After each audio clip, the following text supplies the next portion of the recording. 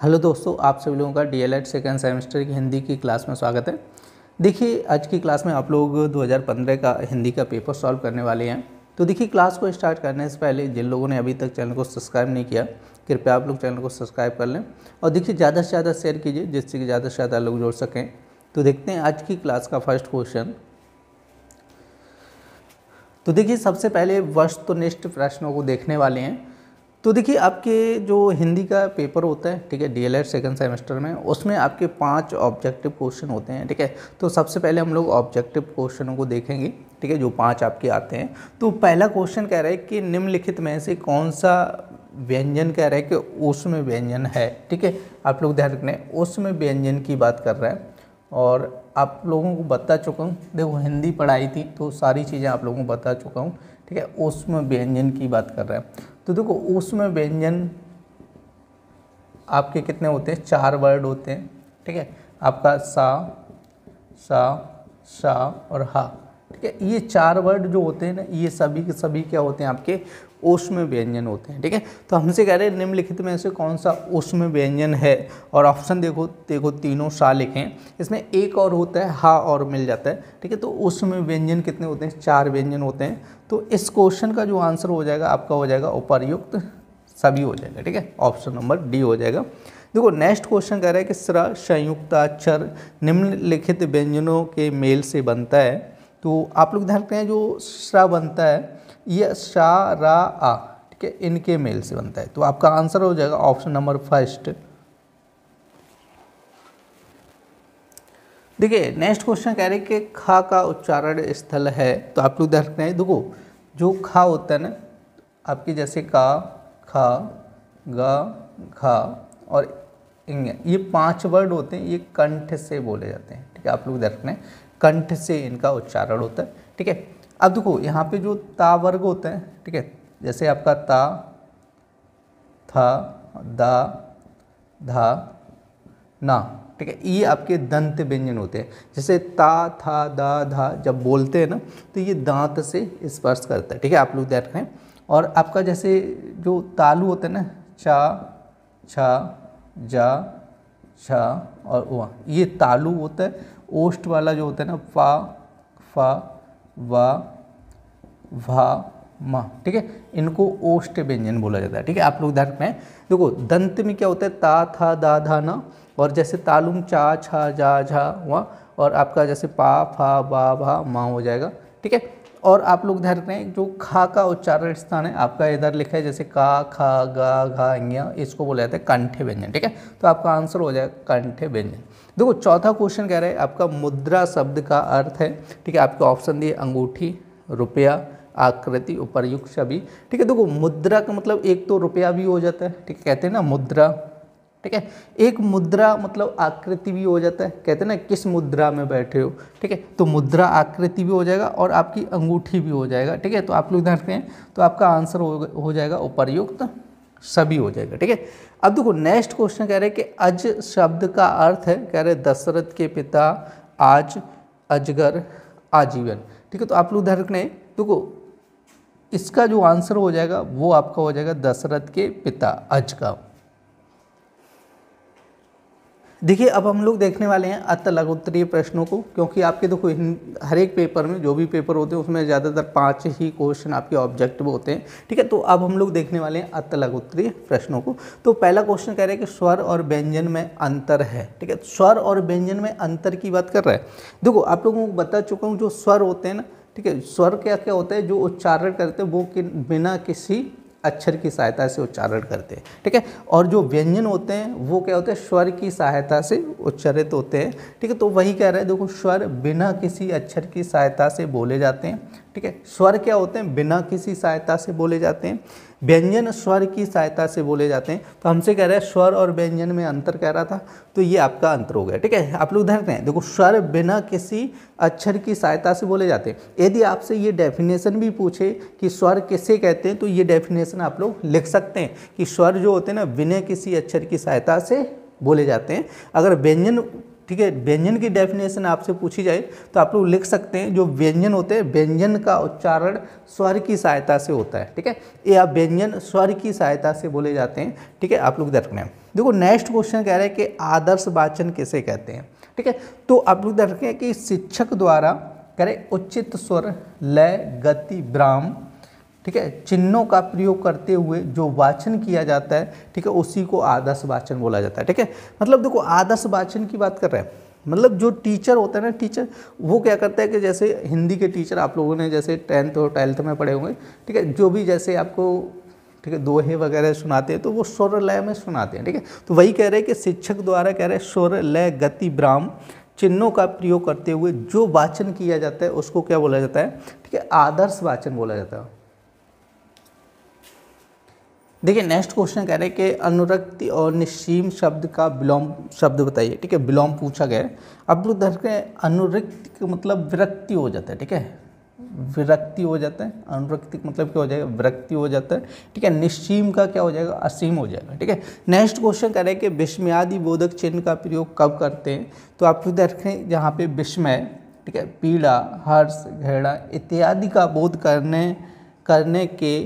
करने में होना चाहिए। ठीक है, करने में विस्मयादि बोधक चिन्ह का प्रयोग किया जाता है। ठीक है, जैसे आपके उदाहरण क्या होते हैं विस्मयादि बोधक, जैसे आपका होता है जैसे हे, अरे, अजी, जैसे अहो, जैसे छी छी कितनी गंदगी है, जैसे छी छी। ठीक है, जैसे ठीक, शाबाश। ठीक है, ऐसे शब्द बोले जाते हैं। ठीक है, जैसे बोले जाते हैं हे राम, जैसे बोला जाता है हे राम। दुख की बात होती है तो क्या बोलते हैं हे राम। जैसे बोलते हैं वाह क्या बात है। ठीक है, वाह। ठीक है, तो ये होते हैं, क्लियर नहीं, आप लोग धर रहे हैं। जैसे हे, अरे, अजी। ठीक है, तो यहाँ पे ये वर्ड जो है ना आपके विस्मयादि बोधक वर्ड होते हैं। जैसे बोला जाता है हे राम, जैसे बोला जाता है हे राम, और ये चिन्ह लगा होता है, डंडा लगा होता है, उसके नीचे बिंदी लगी होती है, तो इसको बोला जाता है विस्मयादि बोधक चिन्ह बोला जाता है। जैसे हे राम रक्षा करो, हे राम रक्षा करो। ठीक है, तो हे राम के बाद में ये जो चिन्ह लगा है ये क्या लगा है, विस्मयादि बोधक चिन्ह लगा है। ठीक है, और आप लोग ध्यान रखें विस्मयादि बोधक शब्द कौन कौन से होते हैं, जैसे हे, अरे, अजी। ठीक है, अहो, जैसे छी छी, जैसे सेंटेंस आता है छी छी कितनी गंदगी है, तो छी छी के बाद क्या लगता है आपका एक्सक्लेमेटरी का, ये मतलब विस्मयादि बोधक चिन्ह लगता है। आप लोग ध्यान रखना है। ठीक है, तो आपका क्वेश्चन था विस्मयादि बोधक चिन्ह का प्रयोग कब करते हैं, तो आप लोग ध्यान रखते हैं कहाँ पे किया जाता है, विस्मय। ठीक है, जहाँ पीड़ा, दुख। ठीक है, इसको पीड़ा की जगह दुख भी लिख सकते हैं, दुख। जैसे आपका दुख या शोक लिख लो, विस्मय, शोक। ठीक है, जैसे शोक, घृणा। ठीक है, हर्ष, हर्ष का मतलब जहाँ खुशी की बात हो, घृणा की बात हो। घृणा का मतलब होता है जहाँ पे जैसे गंदगी पड़ी है बहुत, ऐसे जहाँ वहाँ पे क्या होगा देख के ही एकदम से घृणा हो जाएगा। ठीक है, तो ऐसे जो आपके शब्द होंगे, ठीक है, उनको क्या बोला जाता है, विस्मयादि बोधक शब्द बोला जाता है। या इन शब्दों के बाद में क्या लगा होगा, ठीक है, विस्मयवाद मतलब विस्मयादि बोधक चिन्ह लगा होगा। ठीक है, जैसे हे राम रक्षा करो, तो हे राम के बाद में ये विस्मयादि बोधक चिन्ह लगा है। देखिए नेक्स्ट क्वेश्चन कह रहे हैं कि द्रुत पाठ से क्या अर्थ है, तो आप लोग ध्यान रख रहे हैं द्रुत पाठ का मतलब होता है शीघ्रता से पढ़ना। और ये देखिए जो भी क्वेश्चन आपके 2015 के पेपर में पूछे गए सारे के सारे क्वेश्चन आप लोगों के कंप्लीट करा चुका हूँ। ठीक है, हिंदी की सारी क्लासें कंप्लीट हो चुके हैं। ठीक है, जिन लोगों ने नहीं देखी वो लोग पहले आपकी हिंदी की जो आपकी ये देखो 19वीं क्लास है, इससे पहले 18 क्लासें हो चुकी हैं। ठीक है, उनको पहले आप लोग कंप्लीट करो और 2015 का पेपर देखो तो आपको पूरा समझ में आ जाएगा। ठीक है, तो यहाँ पे 11 नंबर क्वेश्चन कह रहे हैं कहानी का महत्व तो लिखेगा। हमसे क्या पूछे, कहानी का महत्व। आप लोग ध्यान रखें कहानी से क्या होता है, ज्ञान की वृद्धि होती है। ठीक है, मतलब क्या होता है कहानियों के माध्यम से क्या होता है बच्चों को, ठीक है, जैसे ज्ञानवर्धक कहानियाँ होती हैं जिनमें ज्ञान की बातें बताई जाती हैं, वो कहानी के माध्यम से बच्चों को समझाई जा सकती हैं। जिससे क्या होता है कहानी से क्या होता है बच्चों के अंदर, ठीक है, ज्ञान की वृद्धि होती है। और उसके बाद कह रहे हैं कि विद्यार्थियों का सर्वांगीण विकास एवं कल्पना शक्ति का भी विकास होता है। देखो सर्वांगीण विकास होता है और कल्पना शक्ति का भी विकास होता है। देखो कल्पना शक्ति का विकास कैसे होता है, जैसे अगर आपको कहानी सुनाई जाए, ठीक है, जैसे एक घना जंगल था, ठीक ठीक है, उसके बीच में एक रास्ता था। तो जब जो कहानी सुनाई जाती है तो उसकी माइंड में सीन भी बनता जाता है। जैसे घने जंगल की बात की कि एक घना जंगल था, ठीक है, और उसके बीच में एक पतला सा रास्ता था, तो आप लोगों ने एकदम माइंड में सीन बन जाता है कि घना जंगल बीच में रास्ता, ठीक है। तो ये क्या होता है, एक तरीके से कल्पना करने लगते हैं कि घना जंगल ऐसा होगा, उसके बीच में रास्ता होगा, ठीक है। तो क्या होता है, कहानी के माध्यम से क्या होता है, सर्वांगीण विकास होता है और कल्पना शक्ति का भी विकास होता है। तो देखिए अब हम लोग देखने वाले हैं लघु उत्तरीय प्रश्नों को, ठीक है। अभी तक आप लोगों ने अति लघु उत्तरीय प्रश्नों को देखा था। तो लघु उत्तरीय प्रश्न का जो फर्स्ट क्वेश्चन कह रहे गद्य एवं पद्य में अंतर लिखेगा। तो आप लोग देख रहे हैं एक तरफ जैसे आपको कॉलम किया गद्य, दूसरी तरफ क्या लिखा है, पद्य लिखा है।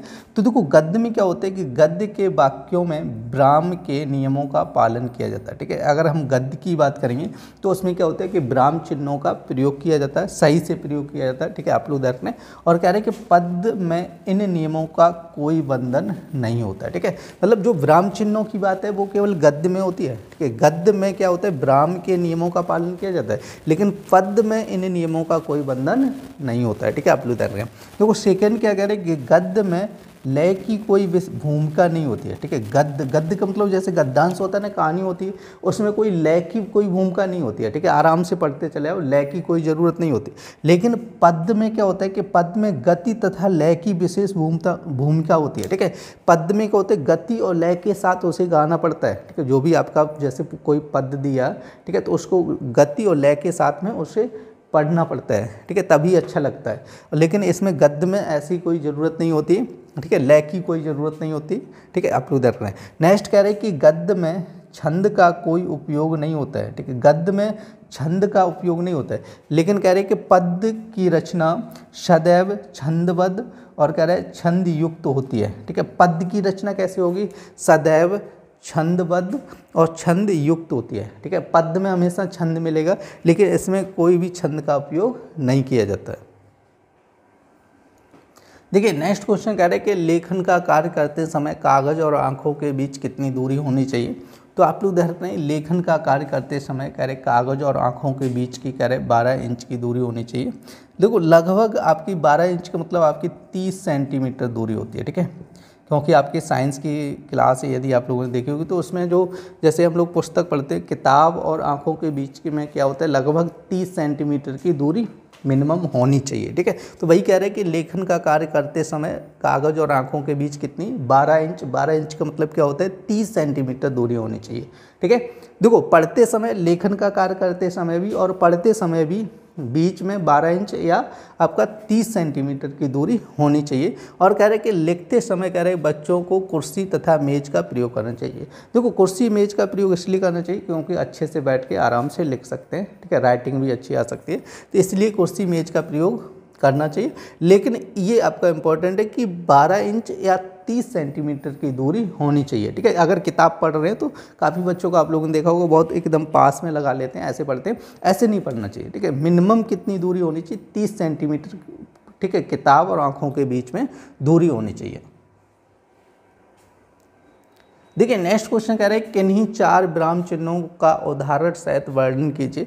4 विराम चिन्ह की बात कर रहा था। तो देखो फर्स्ट है आपका पूर्ण विराम, ठीक है। पूर्ण विराम क्या होता है, जैसे ये डंडा लगाते हैं इसको बोला जाता है पूर्ण विराम, ठीक है। कह रहे हैं कि वाक्य के खत्म होने पर इसका प्रयोग किया जाता है। जैसे हमारी कोई बात बोल रहे हैं, ठीक है, वो बात कंप्लीट हो जाती है तो उसके बाद में क्या लगाया जाता है, पूर्ण विराम लगाया जाता है। कह रहे हैं कि मामा जी अखबार पढ़ रहे हैं, कह रहे कि मामा जी क्या कर रहे हैं, अखबार पढ़ रहे हैं, तो लास्ट में ये जो लगाना है ये क्या लगा, पूर्ण विराम लगा, ठीक है। आप लोग देख रहे हैं देखो 4 विराम चिन्हों की बात कर रहा था। तो पहला क्या है, पूर्ण विराम। और पूर्ण विराम का प्रयोग कब किया जाता है, जब हमारी कह रहे हैं ना कि वाक्य के खत्म होने पर, मतलब जो हम लोग बात कर रहे हैं वो सेंटेंस ऐसे कंप्लीट हो जाए तो उसके बाद में क्या लगाया जाता है, पूर्ण विराम लगाया जाता है, ठीक है। अब नेक्स्ट कह रहे हैं कि अल्प विराम। अल्प विराम मतलब होता है जैसे कॉमा लगाया जाता है। कह रहे कि अल्प विराम कह रहे थोड़े रुकने के लिए प्रयोग किया जाता है। अब थोड़ा जैसे कम समय के लिए रुकना है, जैसे हम ऐसे बोलेंगे राम मोहन श्याम, ऐसे थोड़ी भी बोल रहे हैं जैसे राम मोहन और श्याम, ऐसे नहीं। देखो यहाँ पे क्या होता है, राम और मोहन के बीच में थोड़ा रुकना होता है, थोड़ा कम समय के लिए, जैसे राम मोहन और श्याम, ऐसे ही पढ़ोगे राम मोहन और श्याम बाजार गए, ठीक है। तो राम मोहन देखो थोड़े जो रुके ना उसके बीच में आपका क्या लगेगा, अल्प विराम मतलब कॉमा लगेगा, ठीक है। आप लोग ध्यान करें। तो अब नेक्स्ट कह रहा है कि आपका अर्धविराम कह रहा है। अर्धविराम क्या होता है, ऊपर बिंदी और नीचे कॉमा, इसको बोला जाता है अर्धविराम। ठीक है, कह रहा है कि सामान्य तौर पर अर्धविराम दो उपवाक्यों को जोड़ता है। क्या होता है कि जैसे दो छोटे छोटे उपवाक्य हैं उनको जोड़ने का काम करता है आपका अर्धविराम। कह रहे हैं ना कि मेरी मीटिंग है, एक तो सेंटेंस ये मेरी मीटिंग है, कह रहा है यह दोपहर से शुरू होगी। कह रहा है मेरी मीटिंग है, यह दोपहर से शुरू, दो सेंटेंस हैं, समझिए क्या है, उपवाक्य हैं, इनको जोड़ने का काम कौन करेगा, आपका अर्धविराम करेगा। ठीक है, कौन करेगा, अर्धविराम। मेरी मीटिंग है, फिर अर्धविराम लगा, यह दोपहर से शुरू होगी। अब हम लोग देखते हैं नेक्स्ट कह रहे हैं कि प्रश्नवाचक चिन्ह। देखो प्रश्नवाचक चिन्ह बहुत आसान है, नॉर्मल है कि जब कहीं प्रश्न पूछा जाए तो हम लोग क्या करते हैं, प्रश्नवाचक चिन्ह का प्रयोग करते हैं। कह रहे प्रश्न पूछने के लिए वाक्य के अंत में सदैव प्रश्नवाचक चिन्ह लगाया जाता है। जैसे ये आपका क्वेश्चन वर्ड होता है ना, ऐसे करके लगाया जाता है। कह रहे कि घर में कौन आया, घर में कौन आया है। ठीक है, तो ये क्या हो गया, आपका प्रश्नवाचक वाक्य हो गया। जैसे तुम्हें कौन पढ़ा रहा है, ठीक है, तुम क्या कर रहे हो, ये सभी सेंटेंस क्या है, प्रश्नवाचक वाक्य हैं। देखिए नेक्स्ट क्वेश्चन कह रहे हैं कि अक्षर का अर्थ लिखे। कह रहे कि जो नाशवान ना हो उसे अक्षर कहते हैं। कह रहे कि क्षर का अर्थ होता है नाश होना, आ का अर्थ होता है नहीं। कह रहे किसी भी अक्षर का नाश नहीं होता है। कह रहे कि अक्षर मिलकर कह रहे क्या बनता है, शब्द का रूप लेते हैं। देखो अक्षर का मतलब क्या होता है, अक्षर की एक सिंपल डेफिनेशन ये भी होती है कि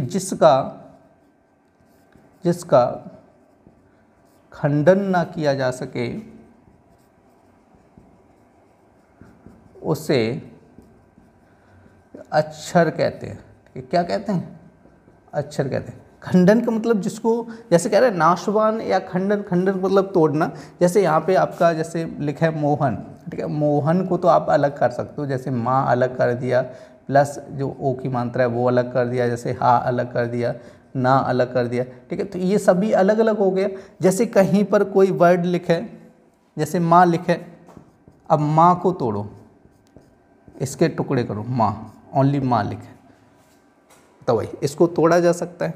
जैसे का लिखे, खा लिखे, जैसे गा लिखे, इनके खंड करो ना, टुकड़े करो ना, हो सकते हैं, नहीं होंगे ना। ठीक है, तो एक सिंपल डेफिनेशन है कि जिसका खंडन ना किया जा सके उसे अक्षर कहते हैं। ठीक है, जिसका खंडन ना किया जाए, जैसे कोई शब्द लिखा होगा तो शब्द को अलग अलग हम तोड़ सकते हैं, लेकिन जब कहीं पे अक्षर लिखा होगा तो उसका खंडन नहीं किया जा सकता है, उसी को हम लोग क्या कहते हैं, अक्षर कहते हैं। ठीक है, नेक्स्ट कह रहा है कि मौन वाचन के कोई दो उद्देश्य लिखेगा। मौन वाचन की बात कर रहा है, तो आप लोग देख रहे हैं मौन वाचन के दो उद्देश्य। पहला तो क्या हो जाएगा कि देखो नाम से ही आपको समझ में आ रहा होगा, मौन वाचन का मतलब क्या होता है कि बोल बोल के नहीं पढ़ना है, अपने मन में पढ़ना है, जिससे क्या हो, दूसरों को कोई डिस्टर्ब ना हो। तो पहला पॉइंट कह रहे हैं कि दूसरों को बिना किसी प्रकार की बाधा पहुँचाए बिना कह रहे पठनीय सामग्री का भाव ग्रहण करना। मतलब क्या है कि दूसरों को किसी भी प्रकार की कोई बाधा नहीं पहुँचाए और हम क्या करें, कोई भी पाठन कर लें।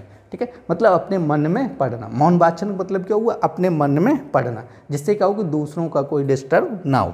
नेक्स्ट कह रहे हैं कि अवकाश के क्षणों का उपयोग करना। दूसरा पॉइंट कह रहे हैं अवकाश के क्षणों का मतलब छुट्टी में, ठीक है, छुट्टियों का जो भी समय होता है उसमें हम लोगों को मौन वाचन करना चाहिए, मतलब किताबें पढ़ना चाहिए। ठीक है, और ऐसे पढ़ना चाहिए कि हम आवाज़ निकाल के नहीं पढ़ना चाहिए। अगर बोल के पढ़ रहे हैं, जैसे आवाज़ निकाल के पढ़ रहे हैं, तो वो शाश्वर वाचन बोला जाएगा। ठीक है, मौन वाचन नहीं बोला जाएगा। मौन वाचन का मतलब होता है अपने मन में पढ़ना। देखिए नेक्स्ट क्वेश्चन कह रहा है कि सामासिक पद किसे कहते हैं। तो देखो सबसे पहले तो आपकी समास की डेफिनेशन लिखिए। कह रहे हैं कि दो या दो से अधिक शब्दों से मिलकर बने शब्द को हम लोग क्या कहते हैं, समास कहते हैं। देखो इसको भी लिख सकते हैं, कोई दिक्कत नहीं। कह रहे हैं कि दो या दो से अधिक शब्दों से मिलकर बने शब्द को हम लोग क्या कहते हैं, समास कहते हैं। और देखो यहाँ पर आपकी कह रहे हैं कि समास के नियमों से बना शब्द क्या कहलाता है, सामासिक शब्द कहलाता है। ठीक है, या सामासिक पद कहलाता है। अब तो इधर कहें, देखो सामासिक पद की अगर डेफिनेशन की बात करेंगे तो ये आप लोग डेफिनेशन लिख सकते हैं। कह रहे कि समास के नियमों से बना शब्द क्या कहलाता है, सामासिक शब्द कहलाता है या सामासिक पद कहलाता है। ठीक है, आप लोग देखो सामासिक शब्द या सामासिक पद एक ही बात होती है। तो ये नहीं है कि सामासिक शब्द बोल दिया तो अलग हो गया, नहीं, ठीक है। आप लोग ध्यान रखते हैं सामासिक शब्द या सामासिक पद एक ही बात होती है, ठीक है। तो इसको भी आप लोग लिख सकते हैं। अब देखते हैं नेक्स्ट क्वेश्चन, कह रहे हैं कि मौखिक अभिव्यक्ति के साधन लिखेगा। देखो मौखिक अभिव्यक्ति कह रहे विचार विमर्श करना, ठीक है। मौखिक अभिव्यक्ति क्या होती है? विचार विमर्श करना। जैसे 2-4 लोग आपस में बैठे और आप चर्चा कर रहे हैं, विचार कर रहे हैं कि क्या होना चाहिए क्या नहीं होना चाहिए, तो विचार विमर्श करना क्या है? मौखिक अभिव्यक्ति है।